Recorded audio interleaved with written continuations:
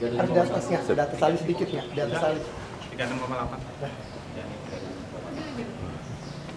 Makasih ya, Pak. Iya.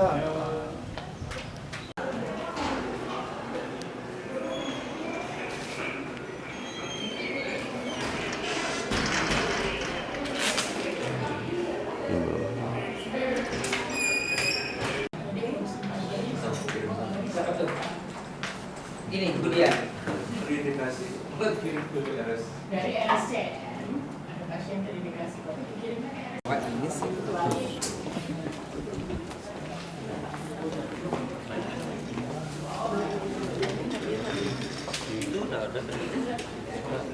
Masih datang ke sini itu kita berterima kasih sekali karena isu ini memang bukan hanya isu di UI saja ya Bu ya. Sebelumnya saya ingin memperkenalkan, nanti kita akan lebih banyak mendengarkan penjelasan dari Sekretaris Universitas Dr. Agustin Kusumayakti MSc PhD. Kemudian di sebelah beliau adalah Wakil Rektor SDM dan Aset Bapak Muhammad Lutfi Zuhdi MA PhD. Untuk menjawab keingintahuan teman-teman yang mulai banyak bertanya tentang surat edaran yang kemarin keluar, langsung saja Ibu Agustin akan menjelaskannya. Silakan Bu Agustin. Selamat semuanya. Assalamualaikum warahmatullahi wabarakatuh. Waalaikumsalam. Alhamdulillah kita bisa bertemu sore hari ini. Mudah-mudahan dalam keadaan sehat semuanya. Amin. Sehat semuanya. Ya, kemarin memang Universitas Indonesia Rektor telah menerbitkan surat edaran yang berisi tentang langkah-langkah yang kita laksanakan sebagai kewaspadaan dan pencegahan penyebaran infeksi yang disebabkan oleh coronavirus yang baru ini, versi 2019. Ada banyak aspek yang tercakup di dalam surat edaran tersebut. Mungkin saya tidak perlu mengulanginya satu persatu karena teman-teman semua pasti sudah mendapatkan file atau dokumen mengenai surat edaran tersebut. Tapi intinya adalah yang pertama kami melakukan langkah-langkah tersebut adalah sebagai bentuk tanggung jawab Universitas Indonesia terhadap keselamatan dan kesehatan seluruh warga universitas, apakah dia dosen, mahasiswa maupun tenaga pendidikan, dan juga sebagai bentuk partisipasi kami dalam pengendalian COVID-19 ini di negara kita. Kami menetapkan langkah-langkah tersebut setelah sebelumnya menelaah berbagai macam informasi yang ada, melihat perkembangan kejadian COVID-19 di dunia secara global, bagaimana pengalaman berbagai negara mengatasi persoalan tersebut, juga mempelajari langkah-langkah yang diambil berbagai perguruan tinggi di tingkat global, serta tentu saja arahan, petunjuk, dan pedoman yang diberikan oleh pemerintah, baik melalui Kementerian Kesehatan maupun melalui Kementerian Pendidikan dan Kebudayaan. Setelah memperhatikan semua fakta-fakta tersebut, maka keluarlah semua langkah-langkah yang sudah tertulis, ada 10 butir dalam surat edaran tersebut. Prinsipnya itu dimulai tentu saja dari langkah pencegahan yang paling dasar dari semua jenis penyakit, yaitu peningkatan status kesehatan atau yang sering kita sebut sebagai health promotion. Itu adalah langkah pencegahan yang paling utama harus kita lakukan. Itulah himbauan nomor 1 kepada semua warga Universitas Indonesia untuk melaksanakan pola hidup bersih dan sehat, sehingga kemudian tingkat kesehatan dan daya tahan tubuhnya akan meningkat, sehingga kemudian dia memiliki daya tahan yang lebih baik terhadap penyakit termasuk COVID-19. Jadi itu prinsip yang pertama. Bagaimana cara meningkatkan kesehatan? Tentu banyak sekali, banyak referensi yang kita baca, ada pedoman dari Kementerian Kesehatan, begitu ya, kita ikuti itu semua. Yang kedua adalah setelah health promotion, maka yang kedua yang kita lakukan adalah prevention. Bagaimana kita mencegah supaya penyakit itu tidak terjadi. Nah, ini kita lakukan misalnya, kalau sakit jangan ke kampus. Banyak-banyak cuci tangan, sering-sering cuci tangan, jaga kebersihan misalnya. Bagaimana etika kalau kita batuk atau bersin, cara menutupnya seperti apa. Nah, itu contoh-contoh sebagai tindakan untuk prevention. Termasuk di dalamnya adalah bagaimana kita bertegur sapa. Kalau dulu barangkali orang Indonesia sangat ramah dengan bersalaman, cipika-cipiki, berpelukan. Sekarang barangkali kita saatnya ikut orang Jepang, orang Korea, cukup kita tunduk saja atau kita meletakkan tangan kita di dada, itu sudah cukup seperti itu. Ya, jadi itu adalah tindakan-tindakan prevention. Termasuk adalah tindakan prevention yang dilakukan di masing-masing tempat kerja. Misalnya dengan menyediakan berbagai macam fasilitas untuk hand hygiene.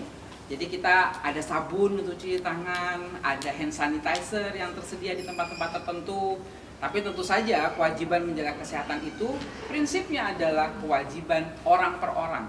Makanya yang ditekankan oleh rektor adalah bagaimana kita semua bisa mencegah penyakit dengan cara kita sendiri. Bagaimana kita bisa melaksanakan upaya prevention tersebut. Nah, kemudian upaya prevention secara menyeluruh itu ada di dalam protokol yang sudah dikembangkan oleh unit K3L Universitas Indonesia. Itu jadi juga bisa dilihat, saya rasa ada aksesnya untuk menuju ke mendapatkan dokumen tersebut. Setelah itu basicnya bagaimana yang pertama adalah health promotion, bagaimana yang kedua adalah disease prevention, barulah kita masuk ke persoalan-persoalan untuk dalam rangka mencegah penyakit juga, yang tujuannya adalah mengurangi risiko penularan di dalam kampus. Nah, bagaimana kita mengurangi risiko penularan? Yaitu dengan mengurangi kerumunan manusia. Nah, dalam hal ini, makanya langkah pertama yang dilakukan adalah bagaimana kegiatan belajar mengajar yang berupa tatap muka langsung itu kita konversi menjadi pembelajaran jarak jauh. Itu yang pertama. Tapi tentu saja tidak semua kegiatan belajar mengajar bisa dikonversi. Ada yang tetap tidak bisa, yang bentuknya harus praktek di laboratorium dan sebagainya. Itu tetap dilaksanakan, tetapi dengan tindakan kewaspadaan dan pencegahan yang kita tetapkan sebagai standar. Nah, itu. Kemudian yang kedua yang kita lakukan untuk mengurangi kepadatan manusia di dalam kampus adalah mengurangi kepadatan asrama. Nah, dengan kita memberlakukan atau melaksanakan kegiatan belajar mengajar sebagian besar melalui pembelajaran jarak jauh, maka sebetulnya mahasiswa itu tidak memiliki keharusan datang ke kampus. Nah, dengan demikian kita mendorong apabila memang seorang mahasiswa semua mata kuliahnya sudah PJJ, tidak ada praktikum, tidak ada bimbingan, tidak ada yang perlu dia lakukan, dia dalam keadaan sehat, kita dorong untuk pulang saja ke rumah keluarga masing-masing. Nah, kenapa ini kita lakukan? Karena asrama itu adalah kerumunan orang yang cukup padat. Nah, tidak mudah untuk menjaga agar supaya kerumunan orang yang banyak ini, asrama UI itu penghuninya berapa? Kalau ada yang tahu, 1.400. Itu banyak sekali. Ya, nah ini kita coba untuk mengurangi sehingga kemudian siapapun yang masih tinggal di asrama itu menjadi tanggung jawab kami untuk memantaunya. Jadi juga tanggung jawab memantau itu kita share sama-sama antara kami di kampus dengan orang tua di rumah. Jadi kalau anak sudah pulang kan tanggung jawab yang lebih dekat adalah orang tua masing-masing. Kalau dia ada di sini kan kami bapak ibunya. Nah, ini kita share gitu. 1.400 di sini kalau bisa separuh saja pulang ke rumah orang tua masing-masing karena bisa PJJ kuliahnya, itu sangat mengurangi beban ya. Namanya ngawasi 700 anak 24 jam itu kan tidak mudah gitu. Nah, itu yang kedua kami lakukan. Kemudian yang berikutnya juga selain mahasiswa juga dosen dan tenaga kependidikan itu kita juga sama, rumusnya juga sama. Kalau sakit jangan ke kampus. Jadi kalau flu dikit gimana? Nggak usah ke kampus. Nah, ini bagaimana ini? Kalau saya nggak masuk nanti absensi saya berkurang, nanti uang transport potong, gitu kan? Uang uang makan potong, gitu. Nanti kalau absennya kebanyakan dipotong sekian persen, gitu. Nah, memang Pak Lutfi ini sebagai Wakil Rektor Bidang SDM sudah menerapkan bahwa nanti akan ada diskresi. Ada diskresi sehingga jangan khawatir, dalam force major sekarang ini aturan-aturan kedisiplinan yang seperti itu nanti kita perhatikan baik-baik sehingga akan memberikan pertama adalah keselamatan dan kesehatan, yang pertama seperti itu. Nah, tentu saja nanti tidak tertutup kemungkinan ada yang nakal. Ya, tapi itu adalah ekses yang tidak bisa kita hindari. Sama, mahasiswa PJJ, ujian kan semua jarak jauh nih, karena minggu depan itu masa UTS. Dan UTS semuanya sudah jarak jauh kan? Wah, bisa nyontek dong. Nah, itu bagian dari apa namanya itu ya, konsekuensi yang harus kita bisa terima. Ya, itu nasib baiknya mahasiswa. Kali ini dia UTS-nya bisa bisa kerja sama gitu ya. Itu tidak apa-apa. Kita semua sudah menghitung dan kita nanti bisa membuat sedemikian rupa sehingga walaupun saya mengerjakan ujian berdua dengan Pak Lutfi, tetap aja akhirnya saya nggak bisa nyontek dan Pak Lutfi juga nggak bisa nyontek saya gitu ya, karena beda-beda misalnya seperti itu. Kita cari cara sehingga akan meminimalkan hal tersebut. Jadi itu mungkin yang kedua, yang berikutnya. Kemudian yang lain-lain adalah menyangkut dengan juga pencegahan penularan adalah tentang traveling, perjalanan.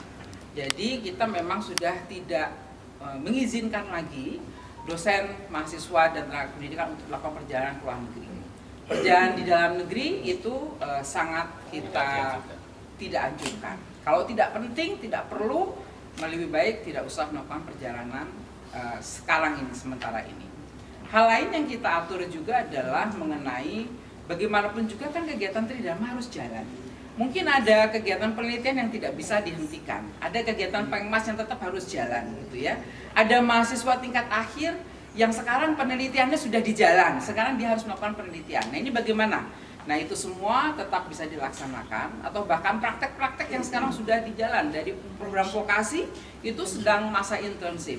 Nah, itu semua tetap bisa dilaksanakan. Tentu kami mengingatkan dan meminta agar semua mahasiswa kami, semua dosen kami yang melakukan kegiatan tersebut menerapkan standar pencegahan yang tinggi. Jadi memang harus disiplin dia.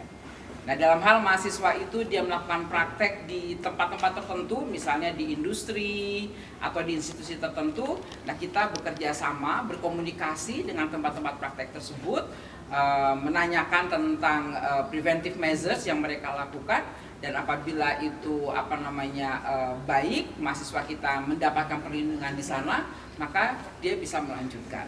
Tapi kalau kemudian tidak ada yang bisa bertanggung jawab terhadap tindakan pencegahan itu terhadap mahasiswa itu, memang kita pikirkan sangat mendalam, dan ada beberapa dekan yang sudah memutuskan mahasiswanya ditarik pulang. Itu sudah terjadi. Karena memang tidak mungkin melakukan proteksi atau sangat tinggi risikonya, sehingga kemudian diputuskan untuk pulang saja dan melakukan praktek di tempat kita sendiri. Nah, ini memang ada beberapa situasi yang sangat situasional ya, harus dilihat kasus per kasus. Kira-kira seperti itu ya. Panitia yang bertugas maupun peserta besok itu akan menjalani pemeriksaan dengan thermal scanning gitu ya. Kemudian kalau kita menemukan ada peserta yang flu misalnya, tetapi kemudian dia tidak demam, itu masih bisa ikut ujian, tetapi kita minta dia menggunakan masker dan kita beri jarak yang cukup jauh dengan peserta ujian yang lain. Kalau memang terbukti ternyata suhunya itu tinggi dengan 3 kali pengukuran itu konsisten rata-ratanya di atas 37,7, maka kami akan meminta kepada yang bersangkutan, apakah dia peserta, kalau panitia jelas kita suruh pulang sudah ya. Yang jelas kalau peserta maka kita sarankan untuk langsung menuju ke tempat pelayanan kesehatan untuk memeriksakan diri. Kita kan nggak tahu ya kalau itu suhu segitu sakitnya sakit apa, karena yang gejala demam itu banyak penyakit dengan gejala demam ya, tidak hanya COVID-19 saja gitu. Oleh karena itu yang dapat kita berikan atau sampaikan kepada peserta yang teridentifikasi suhunya tinggi adalah segera menuju fasilitas pelayanan kesehatan untuk memeriksakan diri dan kemudian mendapatkan treatment atau pelayanan yang lebih lanjut. Kira-kira besok seperti itu. Jadi besok mungkin agak panjang ya persiapannya, karena semua harus diperiksa dulu, dan kemudian kita sudah menyampaikan di media massa juga bahwa semua harus mematuhi protokol yang sudah kita tetapkan. Jadi kalau kita mengatakan tidak boleh ujian, ya harus nurut begitu. Nah, tentang kompensasinya seperti apa sudah disiapkan oleh panitia. Nanti apakah bisa digunakan pada ujian tahap berikutnya dan sebagainya itu sudah kami siapkan. Demikian barangkali. Pak Tri Yunis Miko, beliau adalah seorang pakar epidemiologi dari FKM UI. Di sebelah beliau adalah Bapak Sahrul, Kepala UPT Keselamatan, Kesehatan Kerja dan Lingkungan, Dr. Insinyur Syahrul M. Nasri, MSc. Dari sebelah beliau adalah Ibu Direksi dari Rumah Sakit UI, Ibu Dr. Astrid Sulistomo, MPH, SPOK. Kemudian yang baju kotak-kotak ada Profesor Ganjar, beliau adalah Direktur Operasi dan Pemeliharaan Fasilitas di Universitas Indonesia. Kemudian di sebelah kanan beliau adalah Bapak Mukhtarul Huda ya Pak ya. Beliau adalah Kepala Unit Pelaksana Teknis Pengamanan Lingkungan di Universitas Indonesia. Oh ya, ada Bapak Dr. Gunawan di sini juga yang akan Kepala kantor penerimaan mahasiswa baru yang besok punya hajat. Simak. Tapi beliau tadi baru rapat juga ya Pak ya tentang ini ya, tentang dari mahasiswa. Bahkan kepada audiens ada yang mau bertanya, mungkin 3 pertanyaan dulu ya. Dari 1, 2 dan Mas yang di belakang ya. Siap. Dari mana? Salah satu, saya dari FIFA. Sebutkan. Arul dari FIFA News. Salah satu poinnya di situ disebutkan bahwa UI mendeteksi melarang mahasiswa ataupun dosen luar negeri atau dari luar ke sini.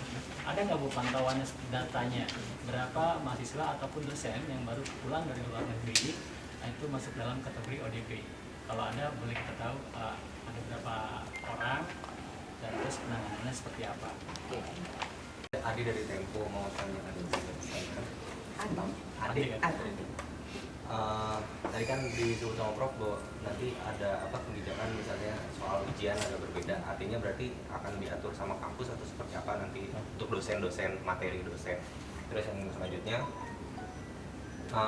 nanti ketika kampus ini kosong, apakah nanti akan dibersihkan didesinfektan, disterilkan atau seperti apa? Terus masih ada nggak sih aktivitas di UI nantinya ke depan selama PJJ ini diberlakukan? Yang ketiga masih di belakang.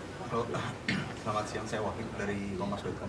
Saya mau tanya kalau untuk yang kan nanti PJJ, nanti tadi satu sama pertanyaannya untuk misalnya nanti ujian gitu ya, ujian sampai saat ini belum ada sosialisasinya ke mahasiswa tentang ujian itu seperti apa. Bentuk ujiannya nanti juga seperti apa, bentuk ujiannya UTS nanti mungkin seperti apa untuk mahasiswa. Dan kalau untuk pertanyaan yang pulang ke rumah masing-masing, bagaimana UI melihat kondisi sebelum pulang gitu ya? Kan mereka kan juga ada kemungkinan juga misalnya tidak tahu ya gitu kan, kita sama-sama tidak tahu apakah mengimbau seperti apa. Pertanyaan mengenai apakah sebelum ini ada dosen yang atau mahasiswa atau mungkin bukan tamu ya, mahasiswa asing ya yang datang dari luar negeri, ada gitu ya.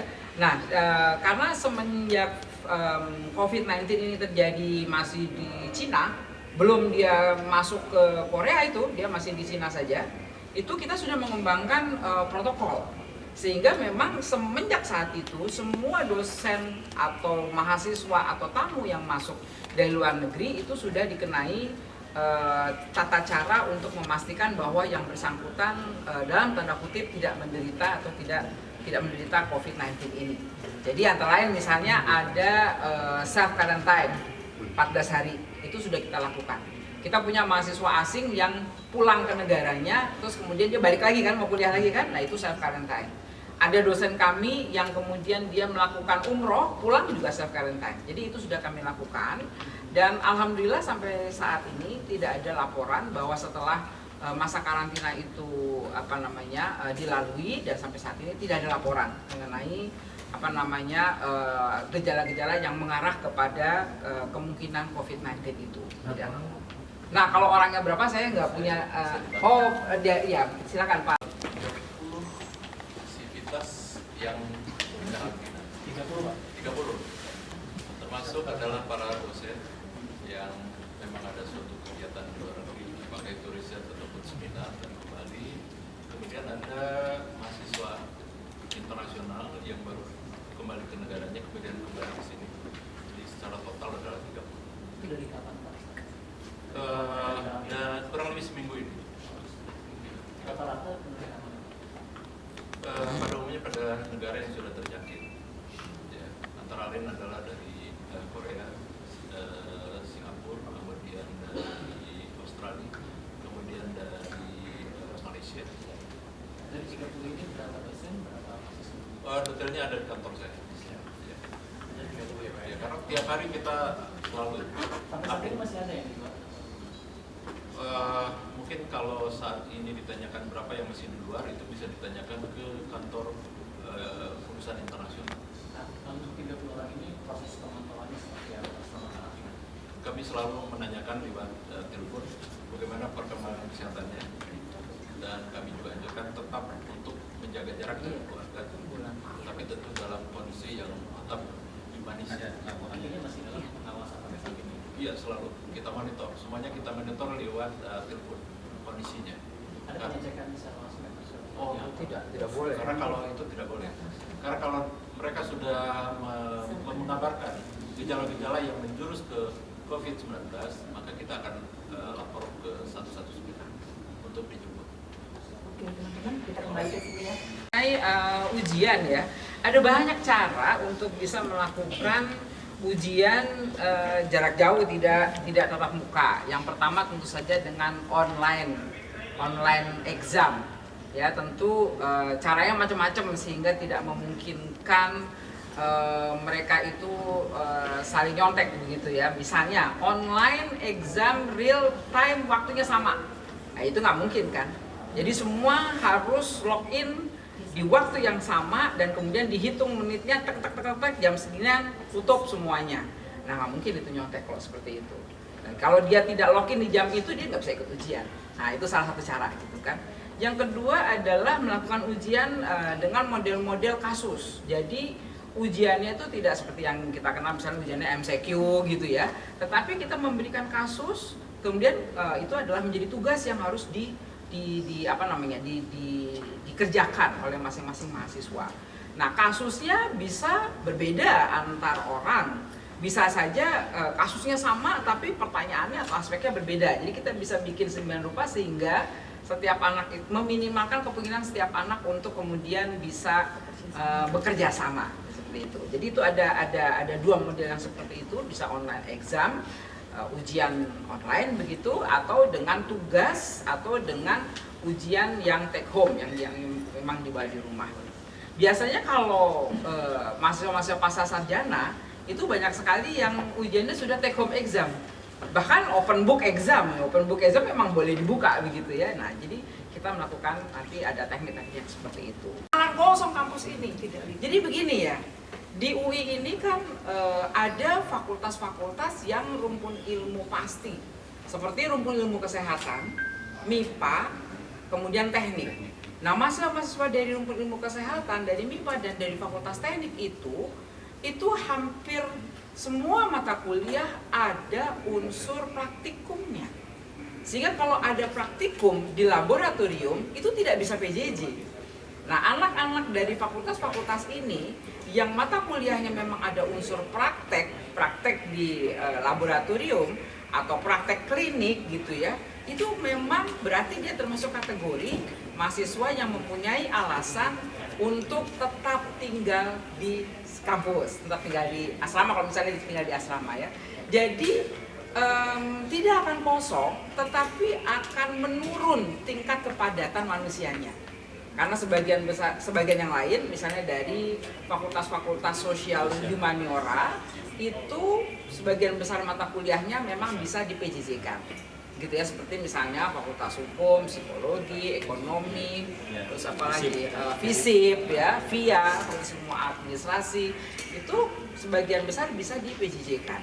Nah, jadi kalau dibayangkan nanti fakultasnya sepi, nggak ada aktivitas, itu tidak juga gitu ya. Karena kemarin saja ketika kemudian surat edaran rektor terbit, itu masing-masing fakultas, pimpinan fakultas masing mendekan menurunkan kebijakan tersebut menjadi kebijakan spesifik di masing-masing fakultas. Sudah jelas fakultas kedokteran anaknya nggak ada yang pulang kampung, nggak ada, karena memang mata kuliahnya itu semua mengandung praktek, gitu ya. Jadi, nah itu sama tuh, kedokteran gigi juga seperti itu, keperawatan, itu ilmu kesehatan lah ya, farmasi, kesehatan masyarakat untuk kelas-kelas tertentu itu masih bergabung dengan semua rumpun ilmu kesehatan, mereka jelas tidak bisa meninggalkan kampus. Jadi tetap harus datang. Ya. Kemudian kegiatan yang lain, aktivitas yang lain itu juga tetap berjalan seperti biasa. Jadi kami itu bukan tutup, sama sekali tidak, libur juga tidak gitu. Tetapi mengubah cara pembelajaran dari tatap muka menjadi pembelajaran jarak jauh. Gitu ya, jadi kita nggak libur.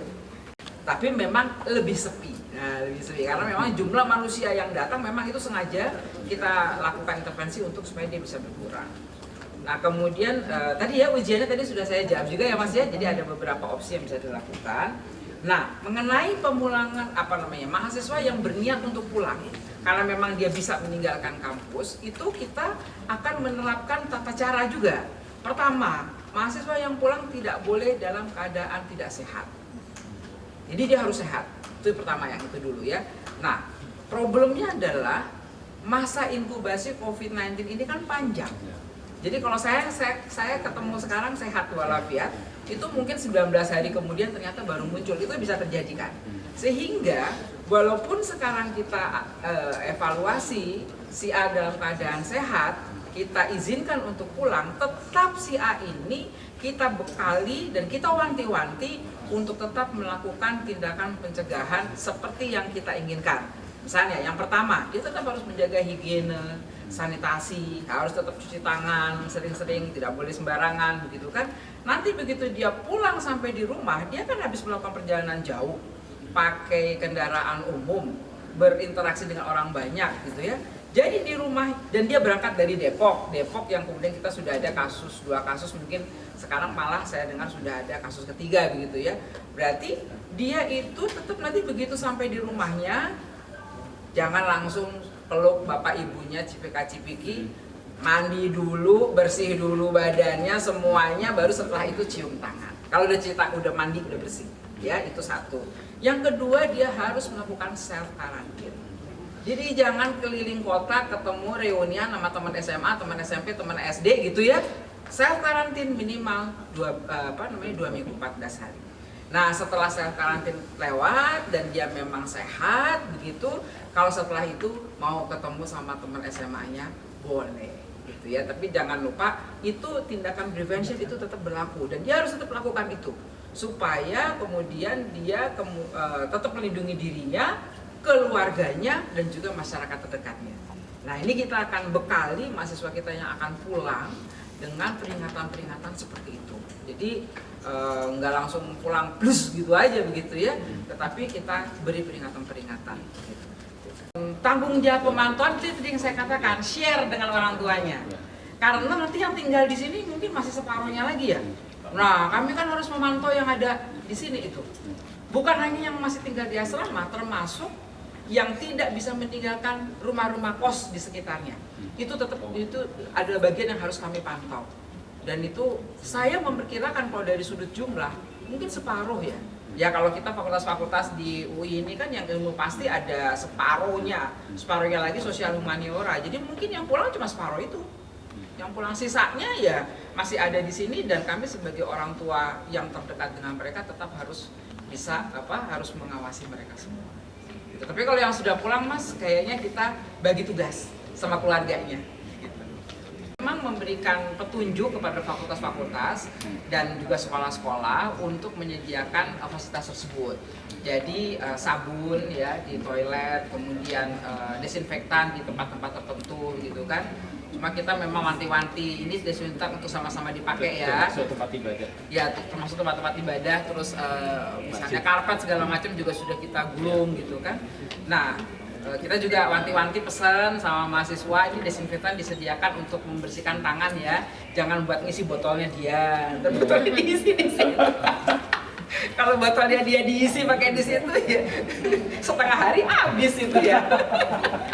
Terkait soal memberikan surat edaran ini, apakah sudah berkomunikasi dengan pihak pusat dalam ini adalah Kemendikbud? Karena kan memang Kemendikbud ini belum mengeluarkan pedoman. Iya. Saya Rohman dari IDN Times. IDN Times. Ya.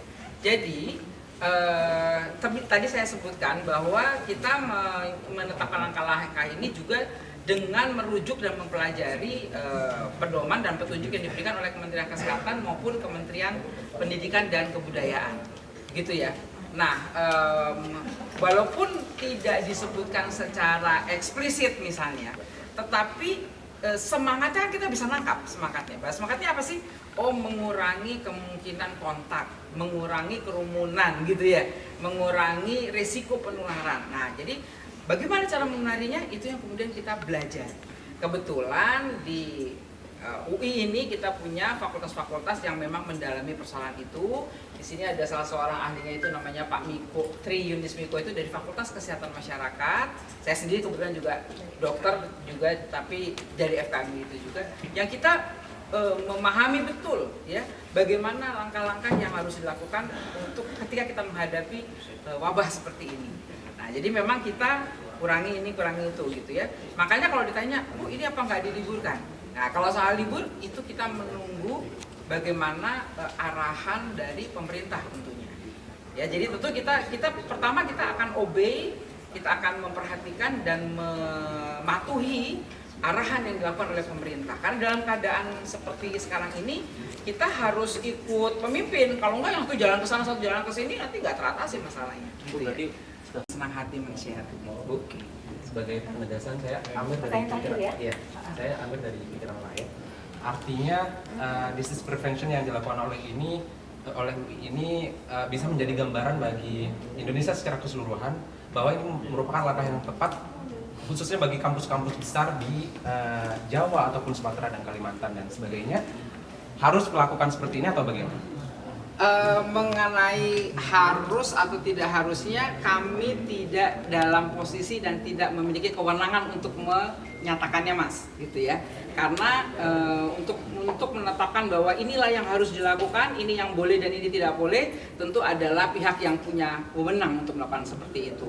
Nah, kami sebagai perguruan tinggi yang memiliki tanggung jawab untuk menjaga kesehatan dan keselamatan semua warga kampus, hanya berusaha untuk belajar dari banyak resources, mencari yang terbaik yang bisa kita lakukan. Nah, itu saja.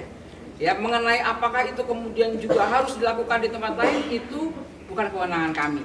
Itu adalah kewenangan dari pemerintah, dan kami yakin pemerintah pasti akan memberikan petunjuk dan pedoman yang terbaik juga buat kita semua. Jadi tunggu saja, saya percayalah nanti pemerintah pasti akan keluar dengan pedoman yang direktif ya kepada kita semua. Jarak jauh itu apakah PJJ pembelajaran jarak jauh untuk karyawan dosennya juga tinggi atau bagaimana? Terus juga Karyawan maksudnya? dosen dan karyawan yang masuk seperti biasa. masuk seperti biasa Oh, atau oke. ya apa dosen? Ini kan di akhir pekan banyak juga kegiatan warga masyarakat. Apakah nanti bakal dikurangi juga gitu? Iya. Yang pertama mengenai karyawan, dosen dan tenaga kependidikan, ya karena ini kampus kan tetap beroperasi seperti biasa, Mas. Jadi tidak libur, tetap masuk, gitu kan. Nah, bedanya apa? Bedanya sekarang kita agak lebih strict, kalau kurang sehat jangan masuk. Nah, begitu.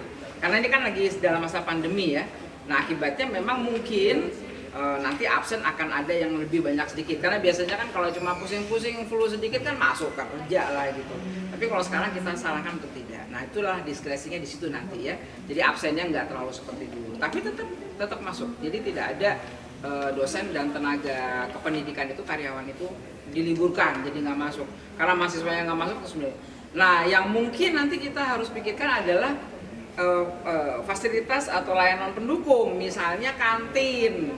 Nah, kan yang konsumennya berkurang. Nah, itu nanti Pak Ganjar itu berkoordinasi bagaimana agar supaya dicari jalan keluar yang sebaik-baiknya. Kemudian tadi yang kedua apa tadi? Kegiatan masyarakat di akhir pekan. Oh, kegiatan masyarakat di akhir pekan. Keluar masuk. Ya biasa. Iya. Nah, kalau kebetulan sih kalau besok kan kita ada PMB ya. Jadi apa namanya mahasiswa baru. Jadi memang tertutup untuk umum kalau besok. Nah, kita belum mikirkan nanti kalau untuk minggu depan di mana tidak ada PMB, apakah hari Sabtu dan hari Minggu masih terbuka untuk masyarakat yang mau berolahraga gitu ya. Belum kita pikirkan itu ya, Pak Salul, Pak. Ini gimana kira-kira pemikirannya? Aksesibilitas dibatasi. kecurangan. Ini kan mau melindungi semua sebenarnya ya, bukan cuma kami melindungi diri sendiri, tapi masyarakat juga kami lindungi juga. Oke, terima kasih Bu Agustin, terima kasih teman-teman untuk kehadirannya dan pertanyaannya. Semoga bisa disebarkan informasinya supaya tidak membuat panik dan sebagainya. Dan ini tindakan yang dilakukan oleh UI. Terima kasih, selamat siang. Sama-sama.